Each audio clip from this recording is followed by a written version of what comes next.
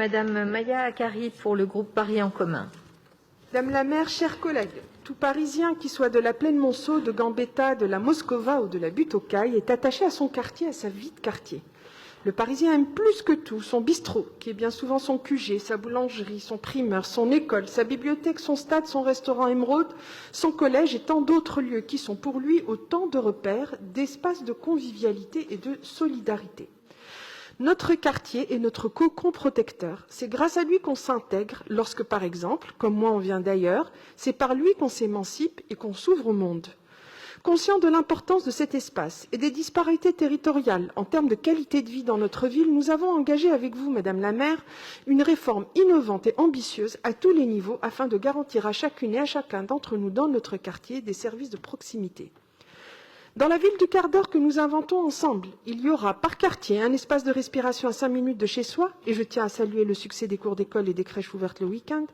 des lieux de rencontres citoyens et associatifs avec la mise en place des kiosques citoyens, des points d'accès aux droits, des points Paris Emploi, des PIMS. Il y aura autant que faire se peut des maisons de santé de secteur 1. À titre d'exemple, le 18e compte 94 équipements de santé, soit 4,9 par habitant, ce qui est un taux inférieur à la moyenne parisienne de 6,5, et des commerces de proximité. Nous mettrons en place des référents propreté de quartier et des points de collecte de déchets, ainsi que des plateaux artistiques de proximité qui accueilleront dans nos quartiers des activités de grandes institutions parisiennes et des acteurs culturels de chaque arrondissement.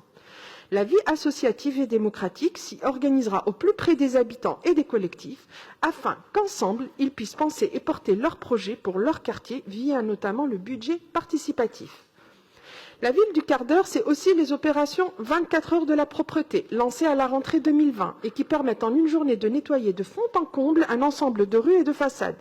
C'est également la démarche Embellir votre quartier qui consiste à faire évoluer l'espace public d'un quartier donné en concentrant sur une même période les transformations et en coordonnant au mieux les travaux. Ainsi, 17 quartiers sont d'ores et déjà inscrits dans cette démarche et j'ai pu voir la semaine dernière avec mes collègues élus d'arrondissement dans notre très chère Goutte d'Or, qui fait partie des premiers quartiers qui bénéficient de ce dispositif, à l'occasion de marches exploratoires de terrain, l'intérêt de cette méthode. La ville du quart d'heure, c'est surtout la généralisation des politiques d'aller vers que nous savons essentielles pour les plus fragiles d'entre nous. Les seniors qui peinent à se déplacer, les familles qui courent dans tous les sens et surtout après le temps, toutes celles et ceux qui n'ont pas les codes, comme on dit, et qui ont besoin qu'on vienne vers eux afin de découvrir les dispositifs, d'accéder à leurs droits, de trouver un logement ou un emploi ou encore une association pour soutenir leurs enfants dans leur scolarité.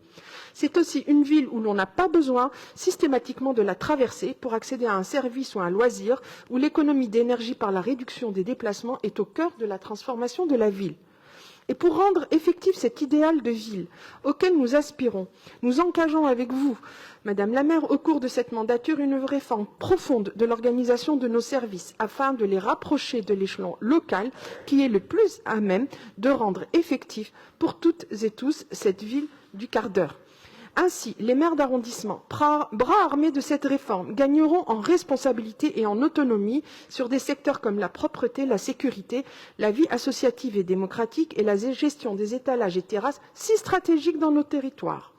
Ce Big Bang de la proximité va transformer profondément et durablement notre action publique au service des Parisiennes et des Parisiens, qu'ils soient de l'Est ou de l'Ouest, jeunes ou moins jeunes, actifs ou pas, riches ou moins riches. Il nous permettra de construire ensemble une ville plus humaine, plus juste et plus écologique. Je vous remercie, Madame la maire. Merci beaucoup, Madame Akari.